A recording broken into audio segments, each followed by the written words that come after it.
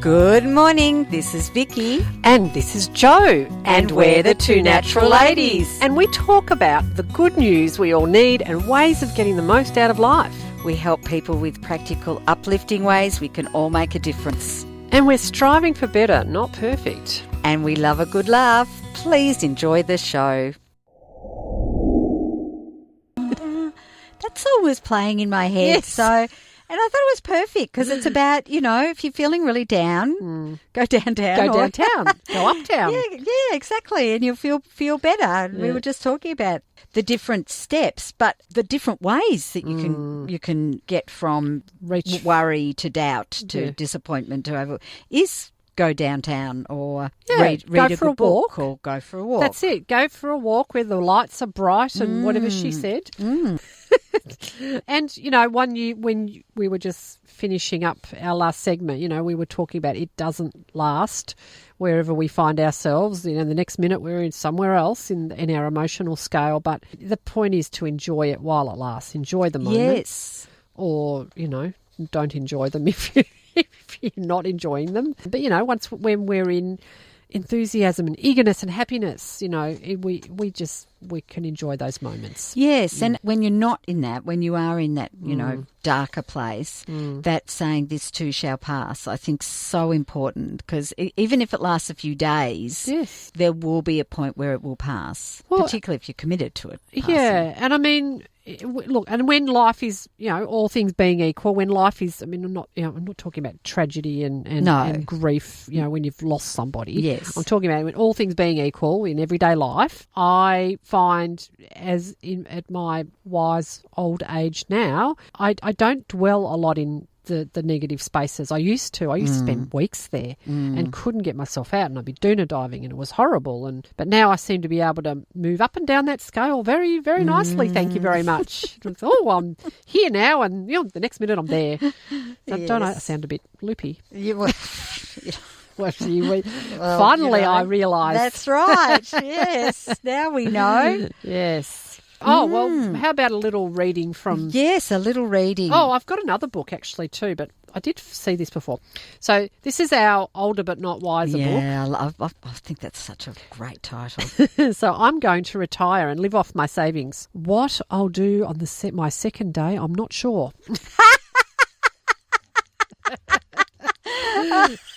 That's great. Oh, dear. There you go. Yes. So, and I've got a gratitude book. Cool. Oh, okay. So now I've just got to find something that resonates. Yes. So, too often we underestimate the power of touch, a smile, a kind word, a listening ear, an honest compliment, or the smallest act of caring. All of which have the potential to turn life around. Yes, and that's, we've talked about that. I remember we talked about the cartoon where there's a boy and his dad and there's a gentleman and they're standing at the lights and the gentleman's got his head down and he looks sad. The dad says to the son, watch this. The gentleman says, hello, and it smiles at the man. And all of a sudden the man lifts his head and he looks happier and, gentleman was letting his son know those little things can make such a difference, gets our endorphins going and, has this ripple effect. It does, and I really need to make the person who wrote this smile by mentioning their name. Okay. Leo Buscaglia. Well, there you go. I'm sure he'll be smiling about the way I just pronounced that, yes. Sorry about that. You might be having a nice little laugh. Sorry about that, Leo. And because we were talking about Abraham Hicks, who we've listened to and we've seen. And we're showing our age because they'd have podcasts now, whereas we were listening to their CDs. We were. And their books. And their books. So I've got one of their reading books. Their books. Yeah, so the book that was the emotional scale came out of Ask and It Is Given, page 114. Yes. Just so you know. Just so you can go straight there if you need to. Yes. The Amazing Power of Deliberate Intent is the other book, and actually it's in here as well. Page 90 and 91. Very good. Thank you so much. So they're great. They're great books. Full of lots of wisdom. I actually gave all mine away. Well, okay. Yes. How great did you think the books were then? No, I thought they were very good. And you but gave I them- decided that if I needed the information, it's all going to be online now. And Vicki has it. And Vicki has it. Yes. Yeah, yeah. Well, I didn't actually know if you had them because I had a lot of their books. Yeah. So I gave some of them to my kids because they were interested in them, and the rest I gave to the local op shop. So there will be people. Well, you're just experiencing them. putting that out in the world, aren't you? Yes. How selfish am I holding I on know. to it in my house? Yes. Yeah. Well, you're not that selfish because what you're doing is you're presenting it to the world. I am sharing Yes, it. yes.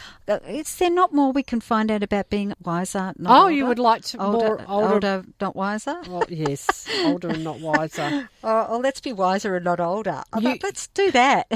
Youth would be ideal if it came a little later in life. Yes. Yes. We've talked about that, haven't we? Yes. You know, when you're young and you're going through all that stuff you're going through, if you had the head, you know, if you had the thoughts and the ideas and the understanding that you have when you're older. The old head on young shoulders Yes, thing. yeah, except when you have that passion and that black and whiteness, Yes. because that's what you are when you're younger, Yes. that actually I think creates things that maybe doesn't happen when you get older. That because you're more, oh, well, that works, and, you know, you're more, you know, oh, yeah, that's okay.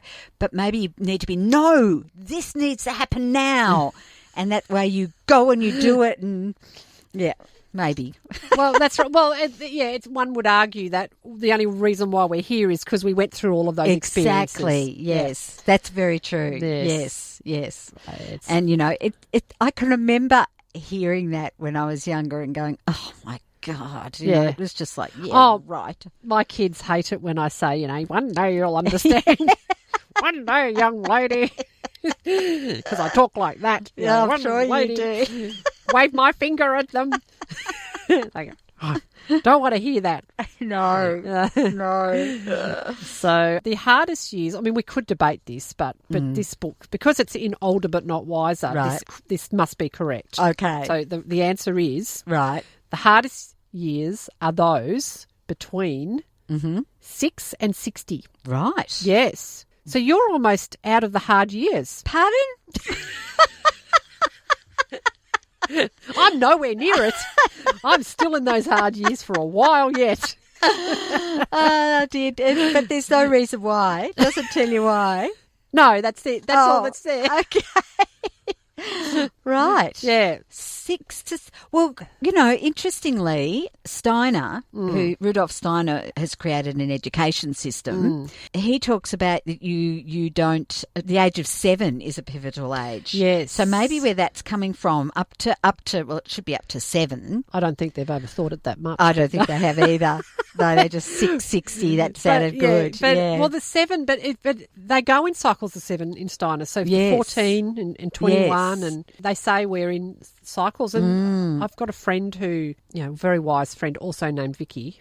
Right. And I'm not talking to myself. Okay. Often. All right. But yeah. yes, and she would often, when we got together, she would talk to me about, you know, ages and phases of where my kids are at. Always found it very interesting. Yeah. Oh, yeah, yeah. And, of course, there's a film that was Give Me a Child to the Age of 7 and I'll Give You the Man, is the quote. Oh. And it's called 7 Up. Oh, 7 Up. Yeah. Yeah. And so they've looked at these children every 7 years. Yeah.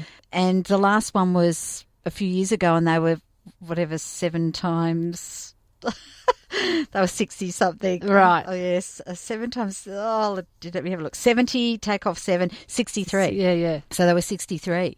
And so the next one is they'll be 70. Now, yeah, they didn't all choose to be involved in all of them. Yeah. So once they were at an age where they could say no, you know, so obviously they were all there for 7 and 14. Yeah. But after that, they could make the choice of not being involved, obviously. And some of them said they dreaded these cameras coming around Really? every 7 years. Yeah, because it just, I don't know, maybe it had them really look at their lives and what they'd done and what had happened. And some came in and went out and came back in again. And look, I've got to say there was one guy and he is like to me, the standout. Like some of them you could see, they came from, it was English, they came from very upper class schooling and, homes and they did exactly what you would expect them to do. And then the same with people who came from more lower class or, they're working class and they also did the same sort of trajectory that you expected. Then there was this young guy who at the age of 7 was the brightest. Like his brain went all over the place. You could do this and you could do that. He just had a spark about him that you didn't see in the others. He ended up with severe mental illness. Oh.